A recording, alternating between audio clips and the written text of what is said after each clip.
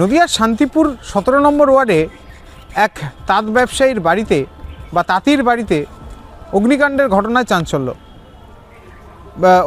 ব্যক্তি জানাচ্ছেন যে তার বাড়িতে আজ সকালবেলায় তিনি যখন ঘুম থেকে ওঠেন প্রায় 4:45 নাগাদ, অর্থাৎ আজ দ্বিতীয় রোজা, তিনি যখন রোজা করার আগে যে সকালে সেহরির পরে তিনি যখন ওঠেন, তারপর তিনি দেখতে পান এলাকার সাধারণ মানুষ ছুটে বেড়াচ্ছে এবং তার তাঁত ঘরে রীতিমতো দাউ দাউ করে জ্বলছে আগুন।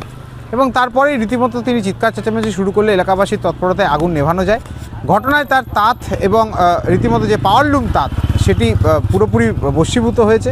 প্রায় 50,000 টাকার কাছাকাছি তার ক্ষয়ক্ষতি হয়েছে এবং তার অনুমান কেউ হয়তো হিংসা করে তার এই সর্বনাশ করেছে। যদিও এই ঘটনার পরিপ্রেক্ষিতে তিনি শান্তিপুর থানার দ্বারস্থ হয়ে একটি লিখিত অভিযোগ দায়ের করেছেন এবং এই অভিযোগের ভিত্তিতে তদন্ত শুরু করেছে শান্তিপুর থানার পুলিশ। ঘুম থেকে উঠে দেখি আগুন জ্বলছে। মানে কোন ঘরে? পাল্লুম ঘরে। আপনার বাড়ির সাথেই ঘরের একসঙ্গে সব। আচ্ছা, একসঙ্গে সব। আগুন বলতে কোন জায়গাটা, কোন পোর্শনে জ্বলছিল? হ্যাঁ, কোন জায়গা? টানার মধ্যে। তখন আপনি ঘুম থেকে উঠেছেন? হ্যাঁ, তো সারা ঘর আলো হয়ে গেছে। আচ্ছা, তারপর ঘরে তালা দেওয়া ছিল? হ্যাঁ, ঘরে ছিটকিনি মারা ছিল। ঘরের মধ্যে ওই আলোটা ঢুকে পড়েছে। সেই সিটকিনি কি পরবর্তীতে খোলা দেখেছেন নাকি জানা? ফাঁক দিয়ে আলো ঢুকেছিল, পুরো ঘর আলো হয়ে গেছে।